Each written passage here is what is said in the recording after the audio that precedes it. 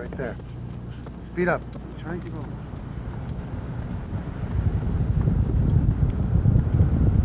So right even. Right there.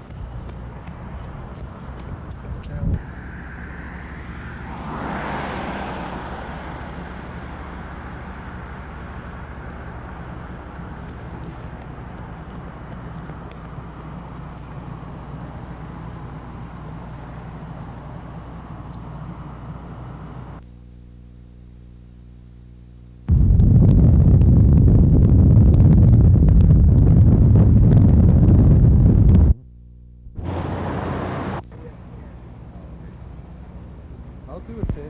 I'll freelance today after this. More.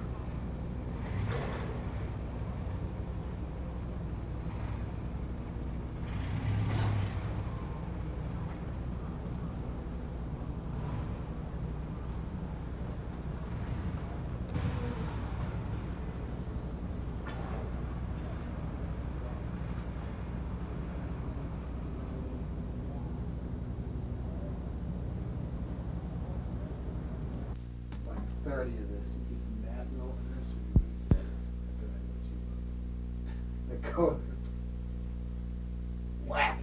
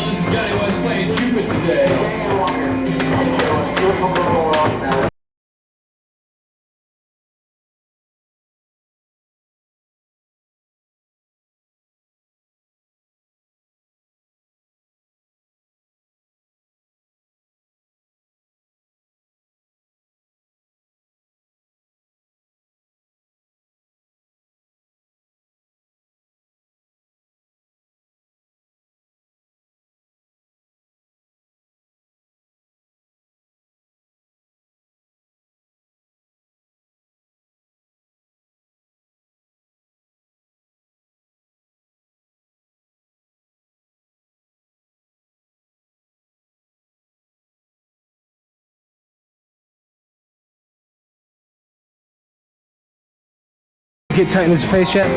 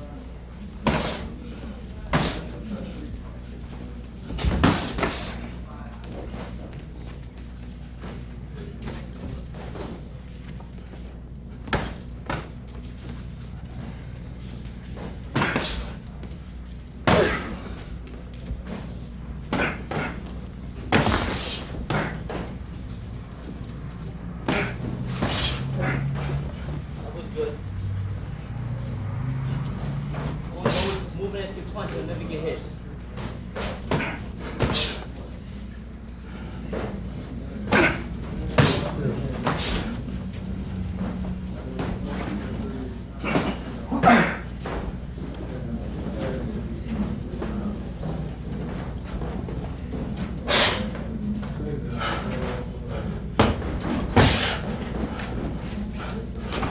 There you go, there you go. You ready to move right away?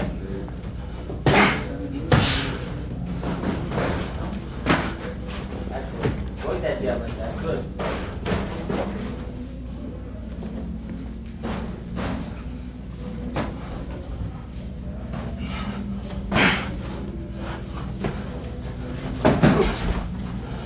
Try not to land on right. That's it. That's good.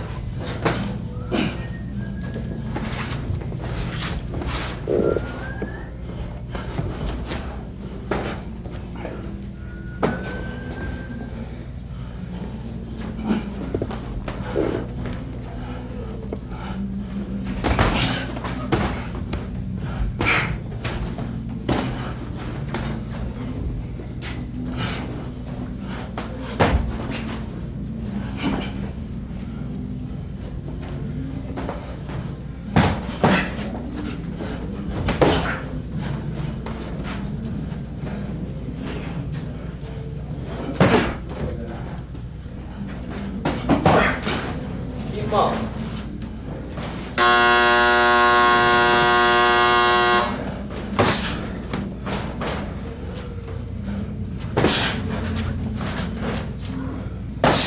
That's it. Real good.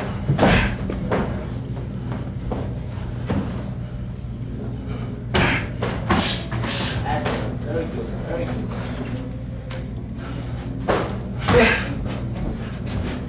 That's it. Very good.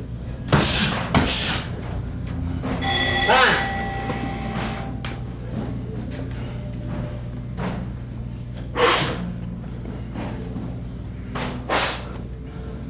Bought some fresh water. Fresh. Let me get some grease while you're going.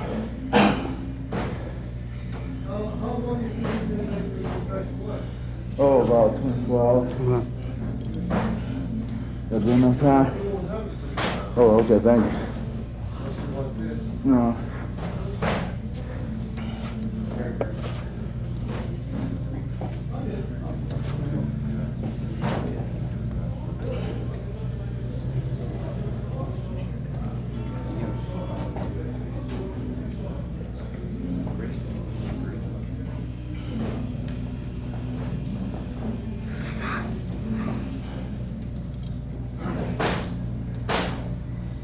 That's work.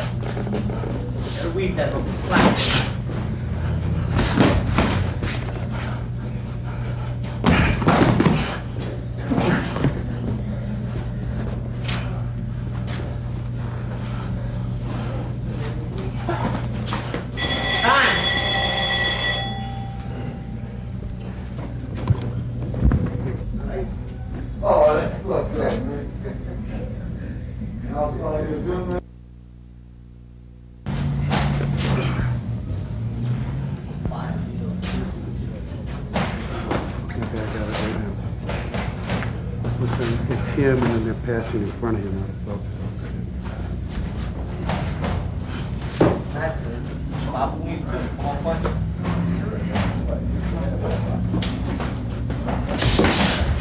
There you go. Now, Bob, Watch your audio, ready.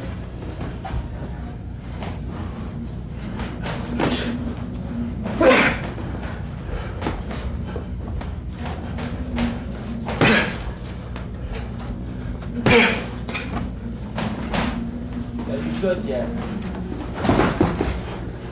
Then twist out.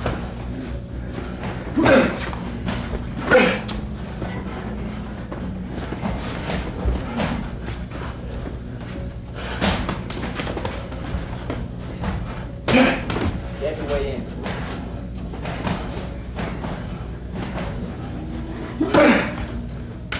Try not to lay on the right.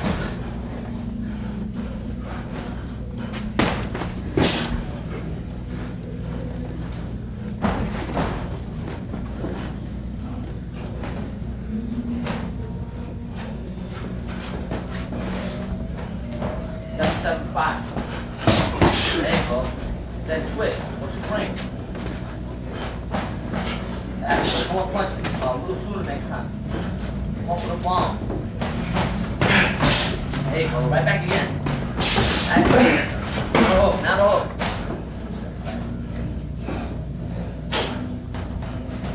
Keep your knees bent.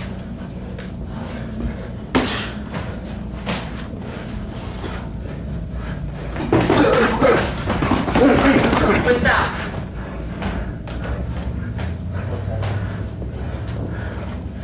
30 seconds.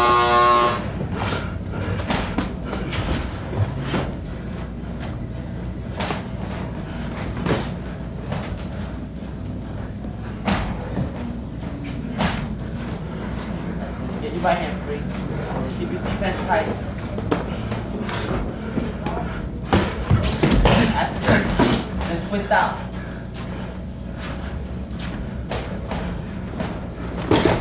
Time.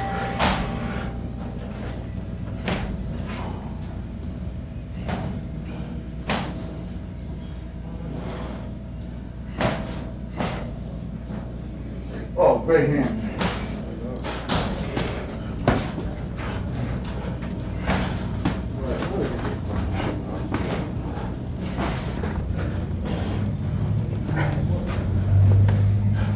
Try not to lean on the right. That was good. Try not to lean on the right.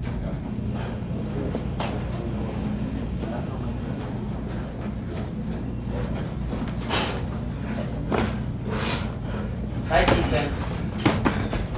That's it. Now get out. Get out.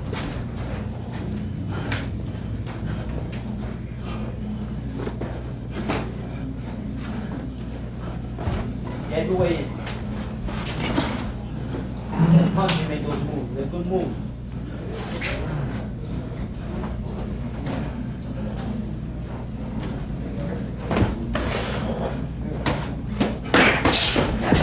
That's it. Now back to a hard set.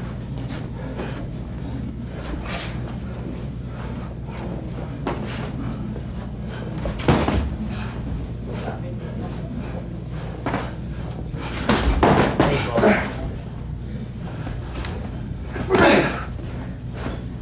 Push off, push off. That's it. Punch next time. Concentrate on your jab.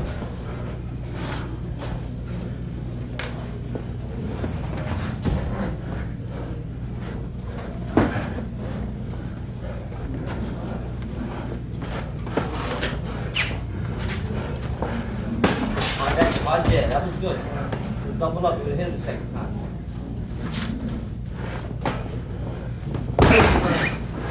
Back hook to the body.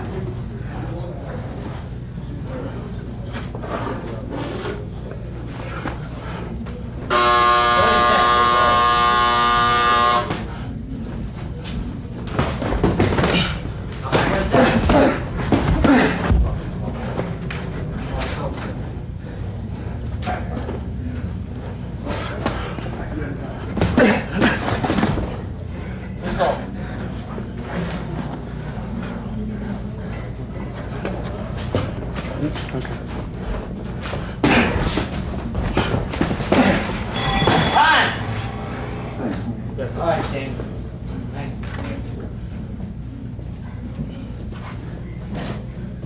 Go ahead.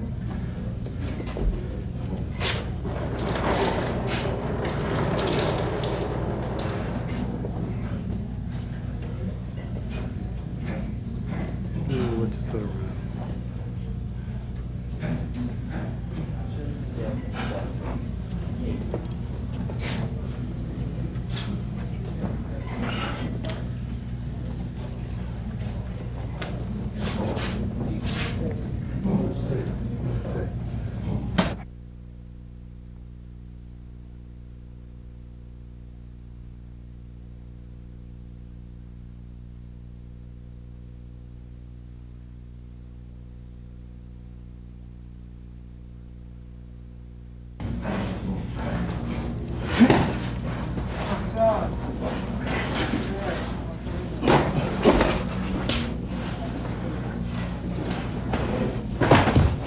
That was good.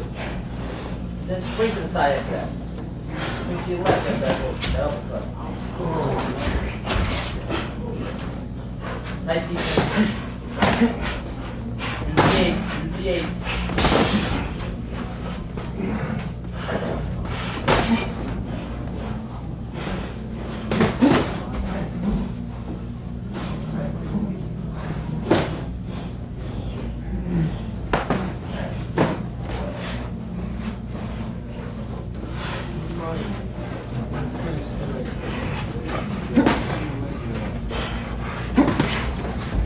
Now, when you turn to use the drag wheel, right?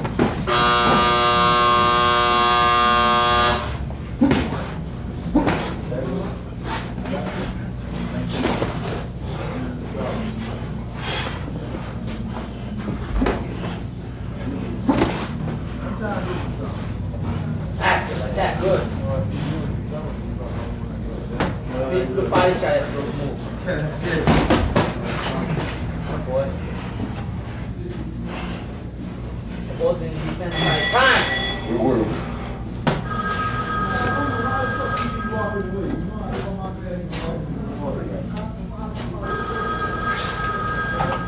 Yeah, congrats, buddy. Good fight. Straight. What's going on? What's going on? Busy. But that was good, man. You never took your eyes off him. Right there, waiting, you know, that thing when he did it. Sound.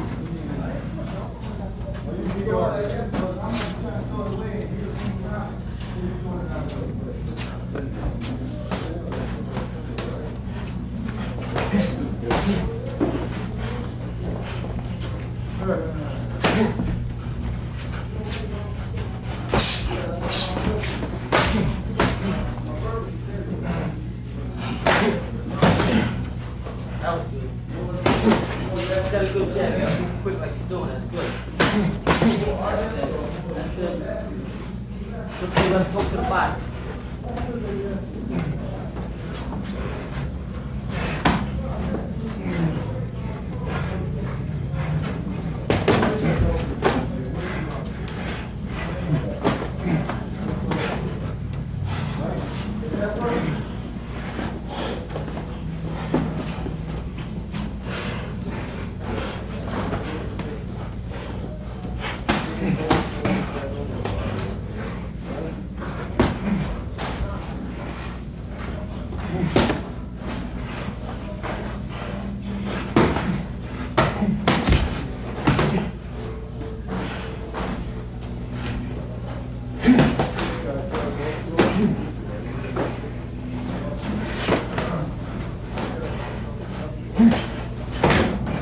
Then twist out. Or spring out. Try not to put your arms around.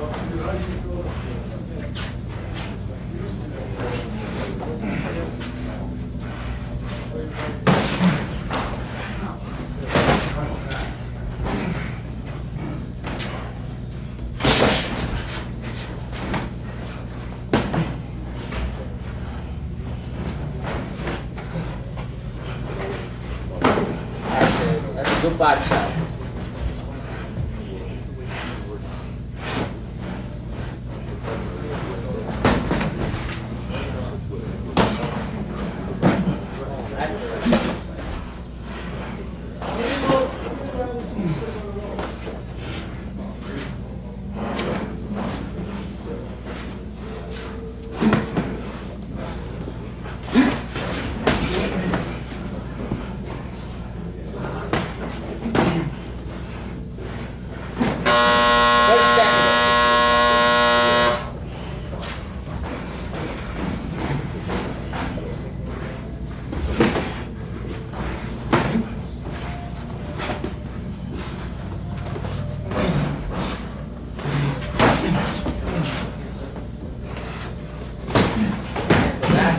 good.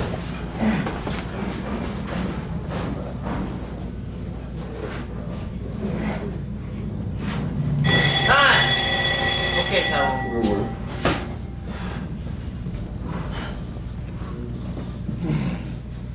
You want some of this food? Yeah, a little bit.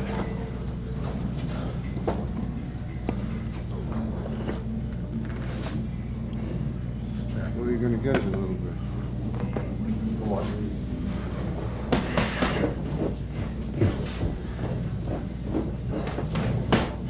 Eight.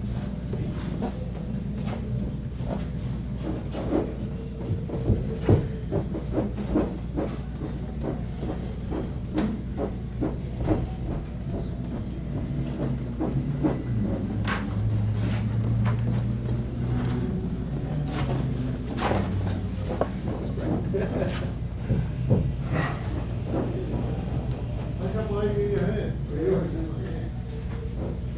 These guys, just look at it. That's work. What? Which one have we done this out of the way?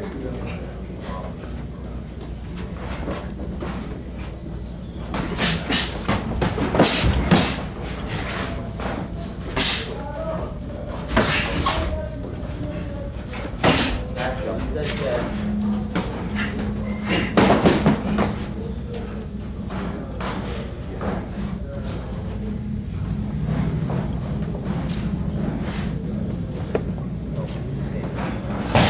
That's good, Jeff. That's good. That's it. Then spring out. Don't land it.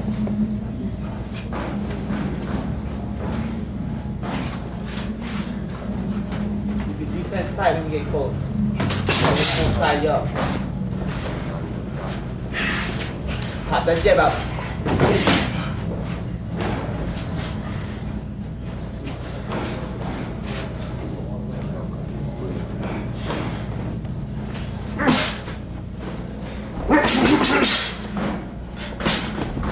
Hands up, hands up.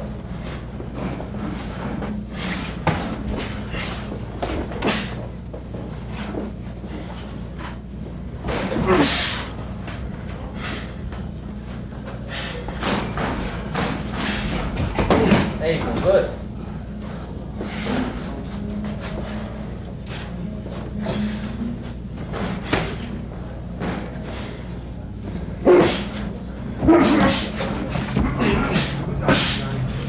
Gotta move with your hands up. Yeah.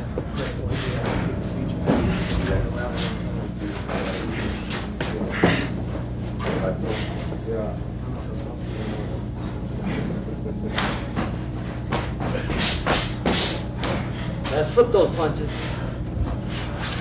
That's 7. Hands up.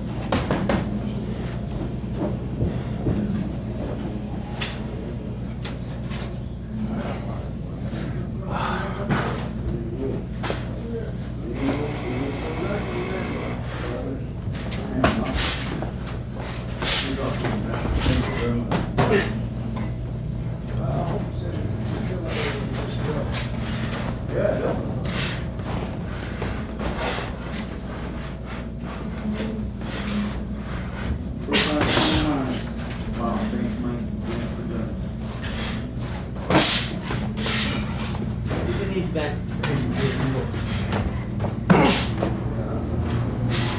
Go right hand to the bottom like that. You do that more often. Go a little mean retention.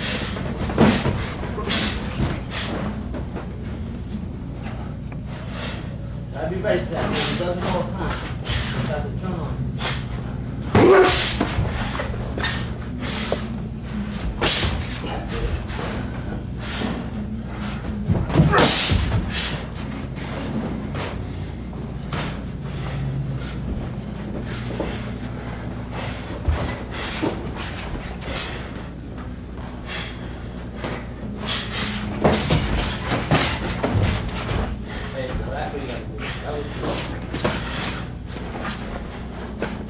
Walking without punching. Very much. One of the best I've ever seen. 5-5-1.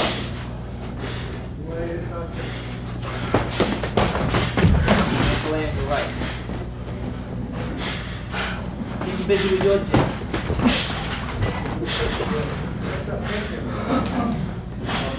That's it, like that. That's it.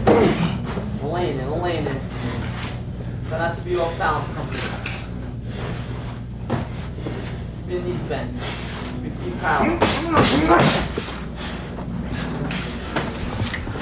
Then go in.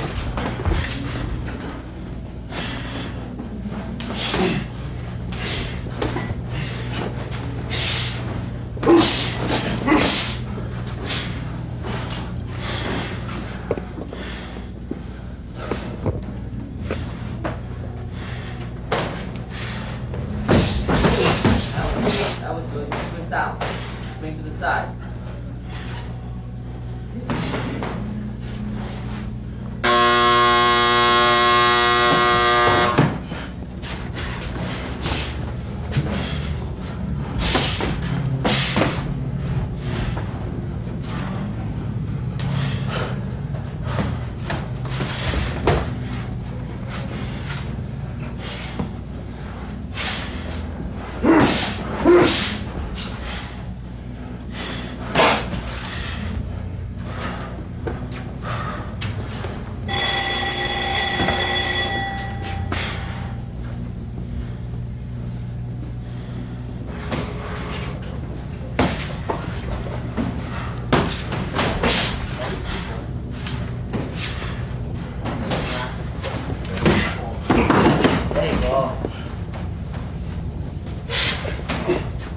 Just keep them on like that.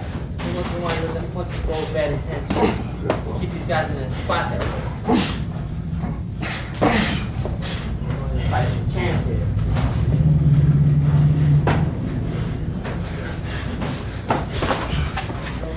We need that. Hard 7, hard 7. There you go.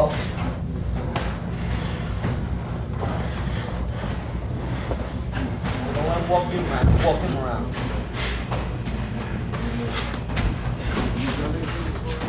That's it. Free hand, 5-5-5.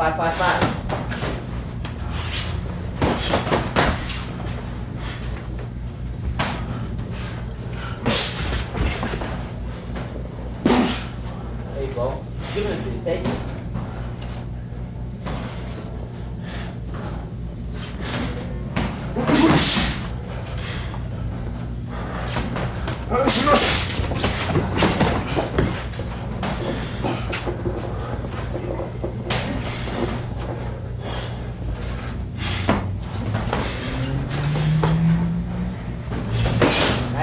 That's it. You can just do that.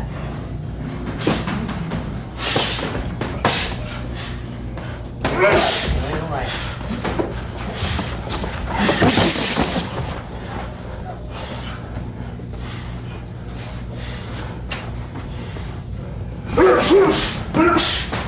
They can miss some more punches. Stay ready. Stay knees bent.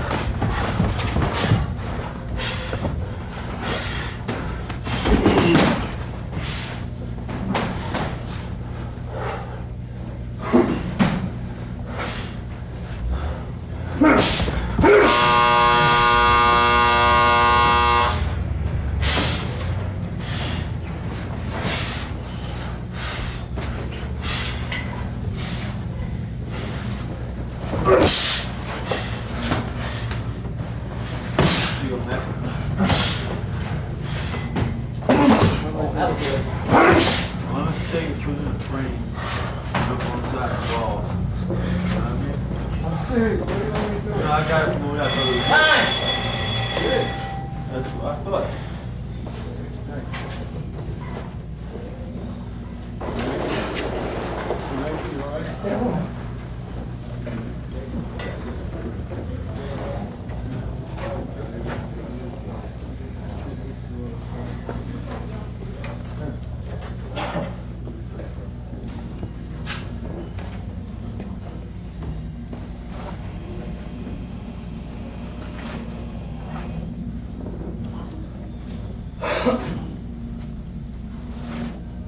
Let's work.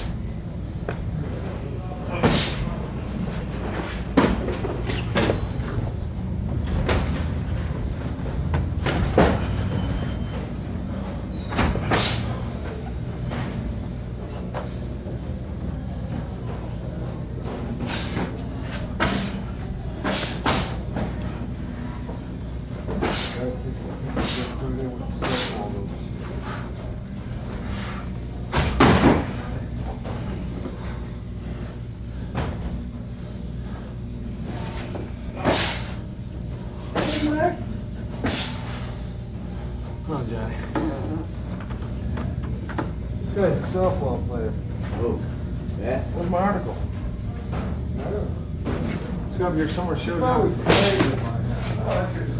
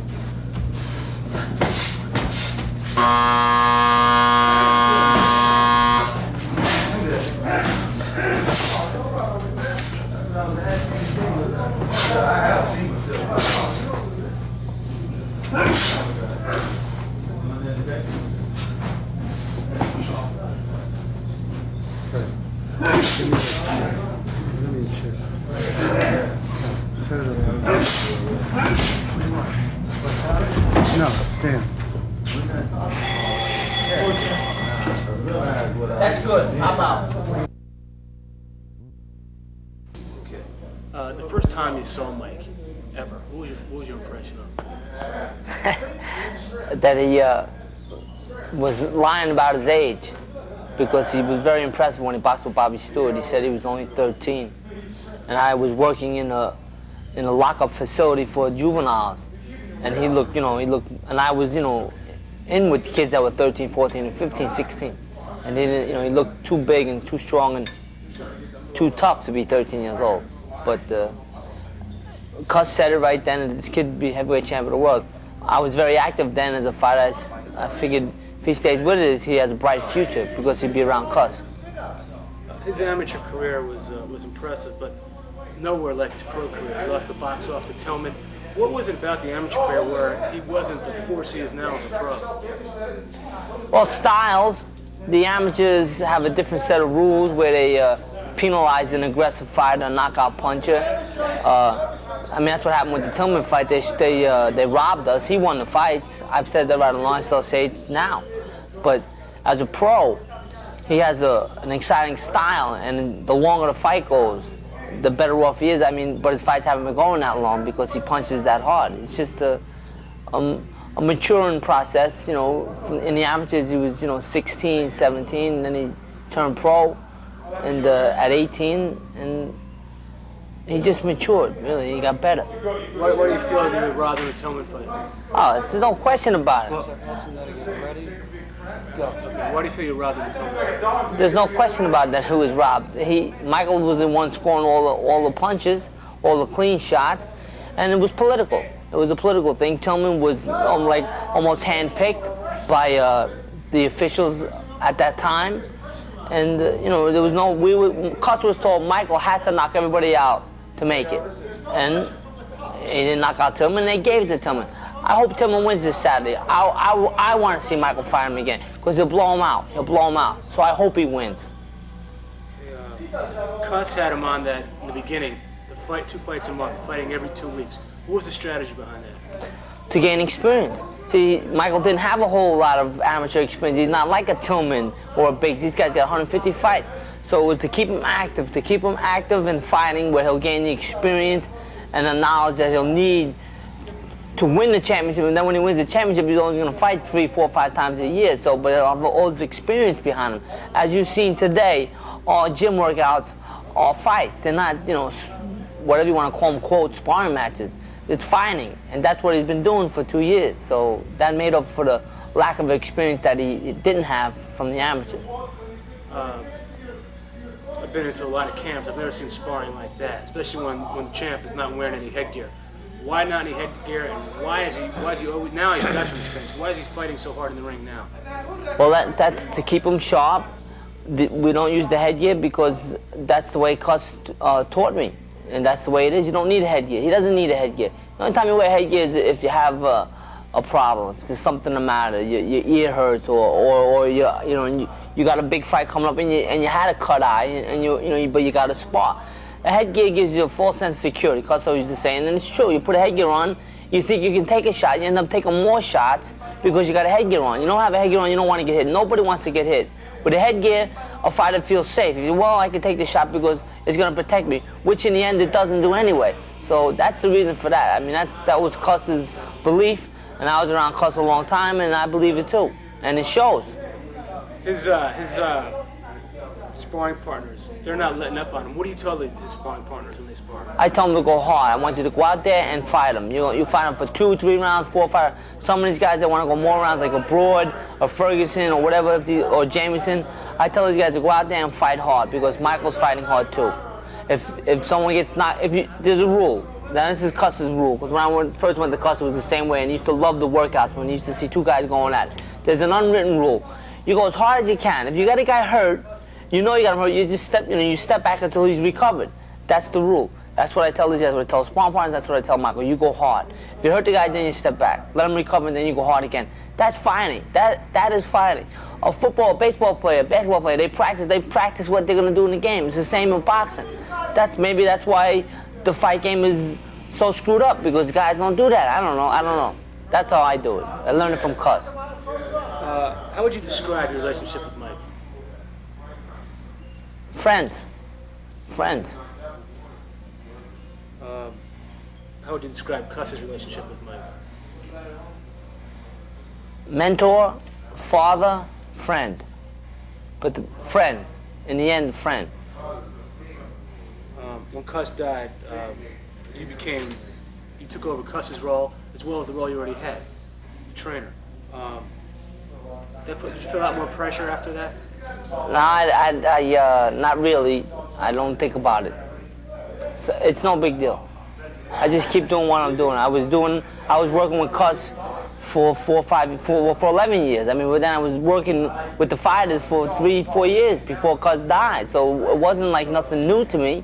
I just kept doing, and when Cuss passed away, the way we mourned him, the way I mourned him, was just keep taking care of business. That's what Cuss wanted, and that's the way it is today, still. I still think about Cuss, but that's just the way it is. The first fight after Cuss's death, what do you remember about that? Houston. Let's just get in there. What I just told you, just gotta keep my mind on business, keep my mind on the job. I took over Cuss's gym in Catskill, so I just kept doing what Cuss would want. What about Mike's feelings heading into that first fight without Cuss?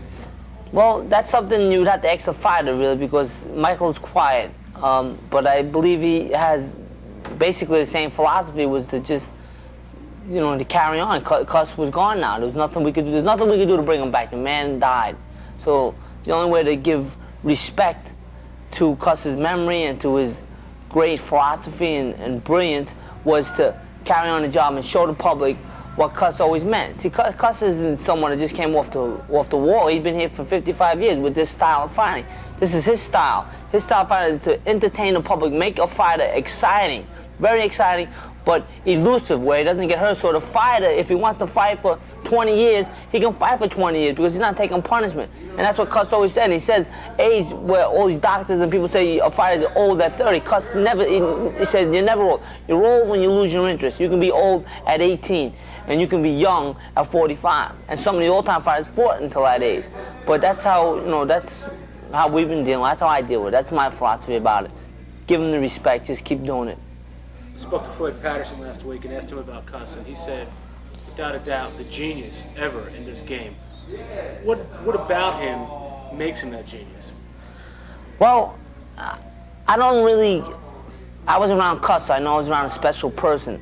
I'm not a philosopher. I don't know. I can't pick out geniuses from this or that, you know what I'm saying? But I do know that Cuss was brilliant. He was a brilliant man. Now, he took an interest in the fight game at a young age. Now, and then he studied the game for years and years and came up with his own ideas how a fighter could be exciting and not get hurt.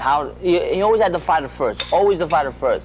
So that's how Floyd can say it, and I can say it too. I've been saying he's a genius. He's the smartest man in boxing ever produced for that reason. But I think because he was born special. He was born very special with a special brain.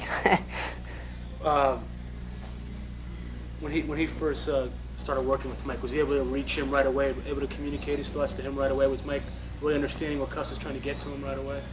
Well, again, that's a hard question for me to answer. That would be something Michael would have to answer. All right. Let's get into some of the fights. The first fight that everybody says was Israel Test when he had to fight Jesse Ferguson. He was a real first-name fighter. What was the emotions and the strategy going into that fight? We're the better fighter. Let's take him. And that's what we did. That was a good fight. He won the fight. He stopped him. He made a lot of mistakes. He could be a lot better. But I approach every fight the same way. Just like I'm approaching this fight, just like I approached the Berbick fight, and just like I'll approach every fight from here on in. It's just a fight. In the end, see, we have all this media attention, but in the end, the two fighters meet in the middle of that ring. And that's what you can't forget. And that's all that's all I concentrate on, is making my fighter ready, prepared to get in there and fight. To have the confidence that he's in good shape and he can go out there and fight and perform. That's how I approach all the fights. Do you train for his opponent, or are you just training him? I know. I don't train for the opponent. I train my fighter my way. Let them train for us. I got the style. I got it from Cuss. I know it works. Let them figure it out. Would you say Cuss D'Amato was the most influential person in your life?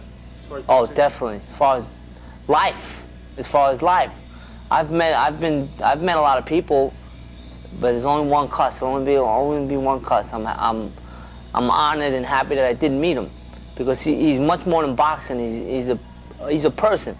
I've never met a guy that puts principle ahead of money. America is run by money. It's run by business. Is run by money. Money first. The big businessmen, they make decisions based on money. How the money. Cuss was the principle. What was right and what was wrong, and money meant nothing to him. I've never met anybody like that, and I'm sure I'll never meet anyone else like it. Let's move on to his fights. Do you feel there are certain fights in Mike's career where he made a lot of progress, where he learned more than in other fights?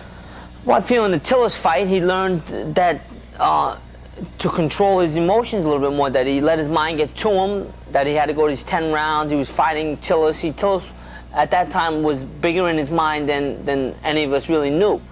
And the fighters never said that to me. I'm just guessing. I heard a statement or something. I'm just guessing. But in that fight he learned that he could go 10 rounds and he'd have enough gas left. See, in that fight, remember, he won like the first 6 rounds easy. Then he started to die out. He was holding back, and he kept holding back from the 10th round. You know, I said, come on, get out there and, you know, let's fight. And he went out there and he opened up with everything he had. Then after the fight, he said, I had more left than I thought I did. See, that showed to me he was worried about going 10 rounds. Now, off of that fight, he turns around and he fights Mitch Green 3 weeks later and beats the heck out of him for 10 rounds, no problem. So we learned from that fight, he learned that he can go 10 rounds, that he's not going to collapse after 4 rounds because he had been knocking everybody out. That fight, I believe. And with Walter, too, that he had a lot of gas left in the 10th round to knock him out, and that he has to train hard for every fight. The Alonzo Ratliff fight was the first time you guys brought him away for a prolonged period of time. You brought him out here 3 weeks before the fight. Emotionally, was it a tough time? Was it a trying point in his career? In his career to come out here, I don't think so. Not really. It's always, every fight is an emotional difficulty for him because he's still only 20 years old. He's a heavyweight champion world now. Now the Ratliff fight was like his first time, like you're saying, away from home. So we came out here, but we came out. Me and Steve, we came out with him for like 4, 5, 6 weeks before the fight to get him accustomed to the chain. See, once you're out here 3, 4 weeks, you know, you go through a period where you are homesick. I go through it. Steve goes through it. The fighter goes through it. But then after that period, then you say, well, I'm here. I got to take care of business. So you push that out. So, but I don't really think it was a problem. Do you notice changes in his personality as the fight draws near? Sure, normal stuff. Normal stuff. Like what? How's he change? Well, he becomes quiet, and he likes to be by himself more. Just he'll stay in his room, and he just he's not a big talker anyway, and he just talks less. But I'm not like a big talker either, you know. So it's really not a problem. But I noticed that he just gets quieter. Normal though, normal. That's normal. That every fighter feels this pressure before the fight, and him 10 times more because he's fighting for the championship. When you beat Ratliff, you got the shot at Burbick. Was there any difference, not in the training, but any difference in the mood in the Tyson camp and with Mike as far as getting ready for that fight? This was what Cuss and everybody had worked for. Not me. Not me. There's no difference. And I don't think the fighter, that's something you have to ask him. I guess this is the plan for in that fight, the Burbick fight. It looked like the plan was to just go at him and take him out as soon as he could. Is that the plan for every fight Tyson fights? Yes. You asked me that question. I don't change my. The only thing I do differently is maybe bring in, like for this fight, I got Broad. Bring in, you know, a bigger guy because I'm fighting a bigger guy. If I'm fighting a bigger guy, I try to get a bigger guy in. But no, we fight the same. We're here to fight. Michael's here to fight. The idea is to entertain the public, be exciting, and be elusive. Be aggressive and be elusive. And that's how I train him. And that's how he fights. That's how he trains himself, more or less. So you can expect the same thing. You're never going to see him run.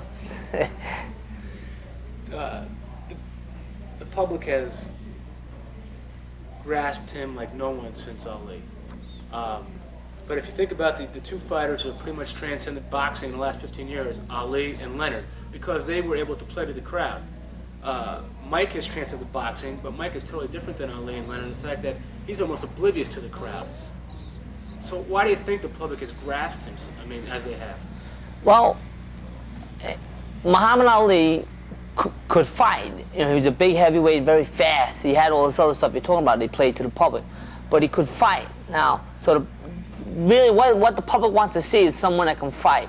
Now, if you can fight and then you add this, you know, talking and jabbering and stuff and play the crowd and all that, that's better for you. But we're about to show, or we're showing how it really is, how Cuss knew, how he perfected a style of fighting for a big man. See, Mike's a big man, but he moves like a lightweight, like a middleweight.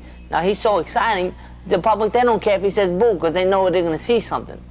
So the public, see, they really, in the end, the public wants to see fight. They want to see someone be able to fight. Now, Ali could fight a little bit. Leonard proved that he could fight with the Durant fight. And then he proved that he had them exciting fights afterward. So in the end, you got to be able to fight. Now, we're able to fight. So as he gets older, and if he stays with the fight game, if he's interested, he'll become more of an, more talkative, I believe, anyway. And he'll show a side of him that the public rarely sees. The thing the public seems to keep forgetting is he's only 20 years old. That's right. How do you think he's handled everything considering his age? I think he's handled it great. I think you could not ask for a better performance, because we're bogged down with media. You guys this morning, last week there was somebody else. There's the office, you talk to Steve, people always calling for interviews. So you put all that together and you look at the whole picture, he's done great. You can't ask for better. You can't ask for better. Can age work against him? I mean, in the sense that can he have so much so fast? I mean, God knows he's worked as hard as anybody to get where he has, but I mean, sometimes when you get all that so fast and you're so young, sometimes it's hard to rationalize that. Is Mike going to be okay in that area? I feel Mike will be okay. I feel what you just said is more a myth than anything. If a person has all the success early and they can't handle it, they just got something else the matter. You know, it's not. Someone says, well, it's it's the star pitcher or the baseball. And now Michael's the star fighter. You know, you have to have your priorities right. Now he was around Cuss, so he should have his priorities right. If something happens, which I doubt very much, well then that's just, you have to look at a different reason. It won't be because he gained the heavyweight championship so young and all this money. That will not be the reason, but that's what everyone would say. But that won't happen. It seems the opinion from people in your camp, Steve, that Mike's at about 50% of where he can be as a fighter. How can he get better? I mean, he can get a lot better. Believe me, that is correct. That is accurate. I've said that. We've been saying that right along. He's only fighting at 50% of himself, and it's only 50% because he won the championship. See, he was 30%. Now, winning the championship is going to make him 20% better, and he's showing that in his gym workouts. But there's a lot of little movements and different stuff that we learned from Cuss that he hasn't done yet. And if he keeps the interest and fights long enough, he'll start to do that, and then you'll really see the fighter. You'll really see a fighter then. But he hasn't done any of these little things that I'm speaking of. We got any time for more questions, Gene? Yeah, one more question. Okay, I just got one more for him. It seems the great boxers, Joe Louis, Rocky Marciano, Muhammad Ali, they've all been great because of their longevity. They were great for a long time. Do you think Mike Tyson someday will be mentioned in the same breath of those names? I believe that Michael has a legitimate chance to break all the existing records of the heavyweights. The longest undefeated, Marciano's record, the longest reign, I think, was Joe Louis, and the most title defenses, which was Joe Louis. He has a legitimate shot at all these things if he maintains his interest. He may not, fighting is a very hard sport, and that's a question that history will answer. Great, Kevin. Thanks, man. Okay.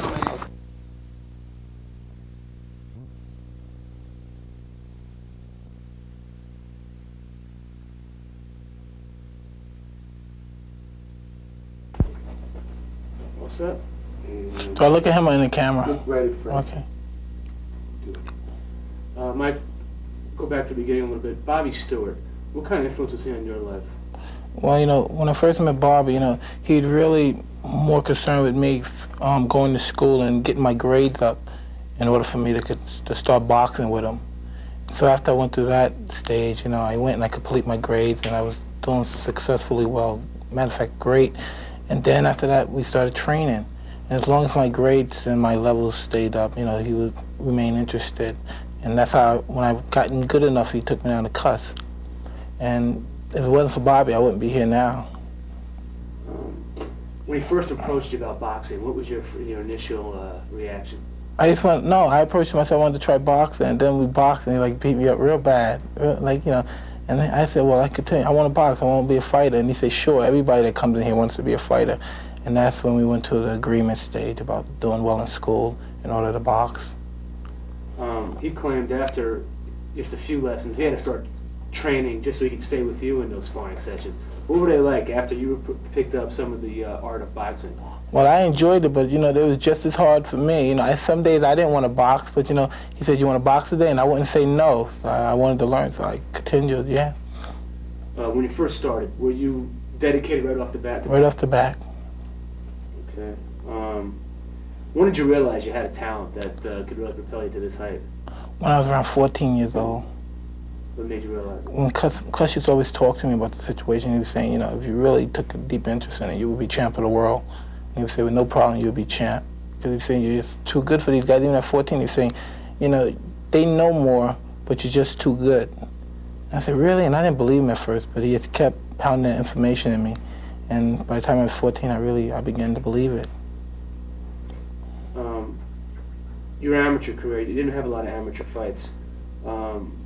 We did the Junior Olympics in 81 and 82 where I don't think either fight lasted more than 20 seconds. What do you remember about your amateur career? It was really, it's not much I can remember because it was very short. It wasn't a vast career, but it was rules that I couldn't handle very much, because Cuss had prepared me for professional fighting, and the rules there were just so much different. But in amateur boxing, Cuss really didn't care much about how many fights you won. He just wanted me to get the experience of fighting in front of a great deal of people and everything like that. And so I would just fight as often as possible. The loss to Tillman, Cuss claimed it was political, your manager claims it's political. People who saw the fight can't believe it was a loss. What's your feelings on that loss in that Olympic box off? Well, it was at that time it was a horrible loss, because like every kid, you want to represent the country in the Olympic at that particular time, and it really hurt because I had to go back home, and I said, oh man, I wanted to go back to school with the Olympic gold medal around my neck, and so I said, well, it's just something I have to chalk up with experience, and I progressed a great deal beyond that. And it's different that I'm just at a different stage than him altogether. And when the Olympic guys had to transform to professional fighting, they had a very difficult transaction in doing so. And when I first started in professional boxing, I was hit off right there because I prepared from the beginning. When you started your professional career, Cuss had you going 2 fights a month, to fight every 2 weeks. What was the strategy behind that, Mike? Well, just to get immune to fighting as much as possible and getting immune to the crowds, and this is what happened. And you stay in shape, like it's so difficult to get out of shape because you're fighting so often. And the more you fought, the more experience you got. I've done a couple other camps. I did Hagler camp, the Leonard camp when he was fighting. I've never seen training like you're training today, the sparring in the ring. How does that prepare you? Obviously, your sparring is different than anyone else's I've seen, including all the other champions. Why is it different? Was that one of Cuss's things? Well, in order to fight, we don't want anybody going home besides saying, well, we didn't go hard. The idea is to let them fight as hard as possible. This is a fight. You go in there and you fight as hard as possible. My trainer told him, you go in there and you fight. You fight. This is, don't take it easy because he's 18 or he's 17 or he's 20. You go out there and you fight. You fight for your life. It's go out there and fight for your life. And that's just to get ready to fight. That's how come I'm always in shape, because when I fight in the gym, it's a fight. I fight. And that's how come all the layoffs, like the 2 months, don't bother me, because when I'm in the gym, I fight. Cuss, obviously tremendous influence in your life. Talk about your relationship with him. Well, Cuss and I, we had it was a very close and intense relationship, you know what I mean? We always talked about basically things about being successful, handling success, because he always knew I would get there. He would always say, there's always people telling you, if you work hard and you stay in a straight line and you're honest, you'll be very successful. But there's never people to tell you how to handle it. There's never anyone around to say, well, this is going to happen. This is how you handle it. We all know if you work hard and be honest, keep a straight line, don't get in trouble, no drugs, anything, you're going to be successful. Anyone, you're going to be successful. But when you get there, that's where it's going to be the most difficult part of your life. And we used to talk about that all the time. And sometimes when I used to get in attitudes, he used to say, oh, so what are you going to do when you become a big-time fighter, when you're champion? I was just a young kid. He said, when you're champion, what are you going to do? You're going to tell them, to hell with me now? You got to learn these things now, because a lot of things I didn't want to listen to him about, like school and about like people that you hang out with. He would say, like, you shouldn't be with these people because you're special. And you don't want to hear that when you're like 13 years old, 12 years old, and you're hanging out with your friends. You don't want to hear that. It's like your mother saying, stay away from the guy next door, and you and the guy are like best friends. What was it about him that he was able to really take the talent you had and draw it out and refine it to what it is now? From what he used to say, he was such a genius. He knew human nature, and he knew me. And he would say, only thing you need is the confidence. He said, that's all you need. You're better than, at 15, you're better than the heavyweight champion of the world, but you just need the confidence to believe that you are. And I would never think that, I would never think, I mean, 15 years old, I could beat these guys, but I never really dreamed that at that kind of level that I'd be ready to fight those kind of guys. But he used to bring top-notch professionals, and he used to say, spar with them, and he used to tell them, when the battles start, do your hardest. don't take it easy because he's 15. Go out there and do your best. And he used to tell him, and I used to have to fight hard because I know those guys used to have to do their best. And never, ever since I started boxing with Cousin Spard, never have he told the guy, lay up, come on, you're too tough for him, never. Because he knew that in his heart he believed I was good enough, and he would never do that because he knew that I could take it as well as dish it out. And he never told anybody, lay up, take it easy around the body, take it easy this, you're too good for him, lay off a little. He never had to say that. When he died, what did you do to try and fill that void in your life without him there anymore? Well, nobody's got to, he's there, because, he's always in my mind. I think about him a great deal, but his goal was to make me independent, of him, I can't, depend on him. I had to be independent of myself and depend on myself only, and that was his goal, Yeah. My goal is just become a champion, His goal was making me independent, making me a man when I didn't have to need him anymore, and he used to discuss that all the time. The first fight without him, emotionally, was it a little different for you? No, because from as soon as I started boxing, we had discussed, no matter whatever happens, the show has to go on. Sometimes you might have to fight and you might not even get paid, It's a freak accident, something might happen, you can't get money, but you can't pull out, you can't be unprofessional and say, well, I'm not fighting because I'm not getting any money. The show must go on. It has to go on, and that's how we work. Did you take any of that hurt into the ring against Eddie Richardson and try to make it work for you? Well, no, because that's unprofessional. It's where you use your emotions, and when you're fighting, you're supposed to be unemotional. That's how come a lot of guys that's tough in the street can't become fighters, because in the street, they're angry at someone, and when you're angry, you can fight anybody. You can fight Hulk Hogan if you're angry at him, but when you're in the ring, the guy never did anything to you, you're not angry at him. That's when you need the discipline to, make you focus and say, well, this is a job and it's a fight, and remember what you learned in the gym. If Cuss would have been there for the Berbick fight, would he have been totally happy with what he saw? No, not at all. Cuss is a very big critic. He's always critical about things. If it's not perfect, he'll let you know. And if you made mistakes, he will let you know. Jesse Ferguson, I'm sorry. Just going back into your career a little bit. He was really the first name fighter or the first big-time guy that you fought. What were your feelings heading into that fight? Well, I was very confident as always, but I knew he was a tough fighter. I watched him on my fourth pro fight. I watched him win the ESPN tournament, and he looked impressive. And I watched him lose a close fight to Carl Williams, and he also looked impressive by dropping him twice. But I was sure that I was confident and I was going to be successful in the match.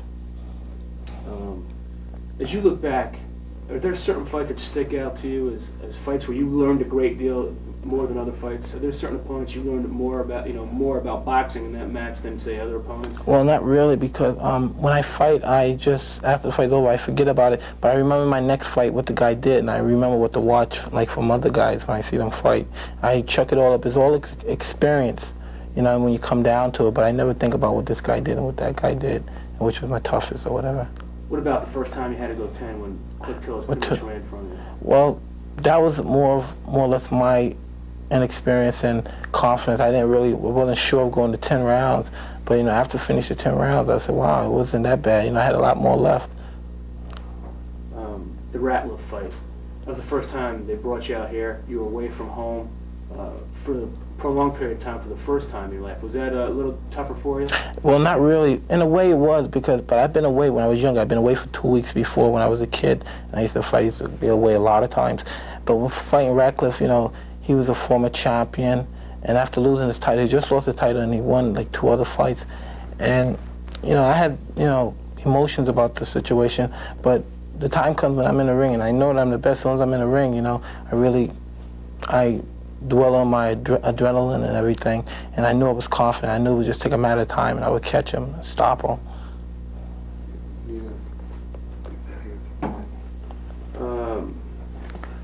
When you got the title fight against Berbick, that was the moment that everybody had worked for, Cuss, yourself. What were your feelings as you climbing through the ropes to head into that fight? It was just I felt like it's the chance, everybody was saying you're good, you're this or that. And then I kept saying to myself, I'm not going to fool. This is the time where, I can't fool myself. I'm going to really find out how good I am, you know what I mean? I'm going to match my skills against the champion skill. And everybody say, you're this, you're that, you're this and that. Well, we're going to find out now. And I just went in there with that cold attitude. After the fight, when you had the belt, it was a great moment just to have the belt, because I always dreamed about having a belt. Like I always go over to Jose Torres' house, and I always take his belt off the wall and I put it around my waist and everything. And I said, oh man, one day I'm gonna get me a belt. And he said, don't worry about me. You can have a whole bunch of them, man. Don't worry about it. He said, I wish I was fighting around your day, man. You're gonna get the belt, no problem. But someone else saying that, and you having to go through it, even though he went through it and he knows what it takes to get the belt, you going through it is a whole different story when somebody's saying, oh, you got to be champ, putting the pressure on you, like, oh, Christ, why you got to put this pressure on me, all right? And you start to wonder when guys put this pressure on you. You don't think, well, yeah, I'm going to be champ because he said so. You start to worry even more. It's like, oh, my God, these guys like put all this pressure on you. People, like, they say, I bet my life on you, you know, like, yeah, man, you got to win because my wife is going to leave me. I'm going to lose my house. Come on, you have to win. They bet everything on you. And like, oh, boy. And so, to yourself, you say, I can't let myself down, but you definitely can't let these people down either. That is a lot of pressure. Mike, in the last 15 years, there have been two fighters who have transcended the sport, Muhammad Ali and Sugar Ray Leonard. I mean, they're the two guys who America has grasped. Now they're grasping you. But those guys were guys who were great fighters, but they really played with the public. I mean, the rope-a-dope, the shuffle, they're very conscious of the fans. There's no frills, there's no fanciness. You just go in there and you just do your job. Why do you think that the people are grasping you? I can't tell you, you know, because we have different characters, you know what I mean? Because as you know, those guys like Ray Leonard and Muhammad Ali, what can I say? They're great fighters, but they're also theatrical. You know what I mean? And that's great when people look at fighters who have the reputation of being like, their stereotype is being just straight ahead, you know, just fighting and that's all. And these guys, you see guys like this, flamboyant and everything, and it catches your fancy, you know what I mean? But with me, it's not my nature to be a friendly guy when I'm taking care of business. Do you notice the crowd at all? No, not at all. When they announce you, it's always a big, I mean, people are up on their seats. I mean, as Steve was saying before, the adrenaline is really flowing in the crowd, and you're walking through the crowd. Are you aware of any of that, or what are you thinking of as you're being introduced walking into the ring? I'm in the ring, I just can't wait to get my hands on my opponent, and I can't wait to get my job done. All the great champions, Lewis, Marciano, Ali, all those guys were great because they were great for a long time. Longevity, I think, is the key to their greatness. Is that something you aspire? Well, at this particular moment I do, but at this particular, I can't tell you what I'm going to do in my life. You know, it might come to time. I might, right now, I might fall in love with something and get soft, and don't want to fight anymore. But I can't say that now because now, I have nothing on my mind but fighting. I have nothing else to look forward to but fighting. I don't want to be an actor. I like to fight. I don't want to do anything else, but I like to fight. With your great success, there comes this stuff, the distractions, television, newspapers, magazines. How do you handle that at 20 years old? Well, I dislike it a great deal, but it comes with the business. I can't be angry. At times I used to get angry at the guys, but I can't be angry at the news reporters and the guys that come in because that's their job. They have to earn money too, just like me. You know what I mean? Like there's people that don't like boxing. You know what I mean? And they get emotional and they don't like the fighters because they fight, but they can't help it because this is what they want to do. And some people, they have no other choice but to do this. You're right. I have no other choice to do this. The Bonecrusher. Any problems he presents to you? Well, every man's a problem. Every man. No one should be taken lightly. But this is a fight where, as you know, I'm in great shape and I'm ready to fight, and I plan to do my best and I plan a successful outcome. Two more questions. Some people have said the greatest accolade in sports is to be the heavyweight champion of the world. Would you agree with that? Well, I know a great deal about the sport, and I know football is also a great demand, and baseball is also a great demand. It depends on what kind of attitude or what kind of image or aura that the champion represents or the football player represents. And that depends, like guys like Red Grange. When Red Grange was around, there was Jack Dempsey, and it was hard to compare between the two. And then Babe Ruth, how can you pick between Babe Ruth and Jack Dempsey, and who at the same time? And everybody loves both of them. You know what I mean? And it's just the aura that they give off. And at this moment, I think baseball and football is giving off a great aura, and people are crazy about it. But as far as heavyweight champion from the past, Yes, in the past it has been. At this particular moment, I don't know, because boxing is not at the high point like it used to be. Since Ali retired, the heavyweight division has really lost a lot of its glamour. I mean, Larry Holmes was champion, but he never was really able to capture the public. Do you hope to restore the glamour back to the heavyweight division? Well, I hope, like, for myself and everybody else that precedes me, like, whoever I happen to lose the title to is a great fighter also, who's a great guy who the public loves also. I want to continue to go on like that, like it was when Dempsey and Tunney, like, after everybody lost the title, everybody was still great champions preceding them. You know what I mean? Mm-hmm. How would you characterize your style of fighting? A very aggressive, elusive style. How would you characterize your personality as a fight draws nearer, as it gets closer and closer? And basically, I'm just a very moody person in general. You know, I'm just that way. I'm very moody in times. And when fight time comes, you know, I don't want to be around anyone. You know, it's just the three faces that I'm familiar with, and that's all I want around me. But other than that, I don't want to be around anyone. This is the last question. You watch a lot of fight films. Yes. When you watch Mike Tyson fight, you like what you see? I never watch Mike Tyson fight because I hate what I see when I watch Mike Tyson fight. Who do you like to watch then? I like to watch most of the old time, like Lewis and Gans and Tony Cataneri, Benny Lynn, and those guys. But to watch Mike Tyson fight, you can't pay me to watch Mike Tyson fight. All right. Thanks, Mike.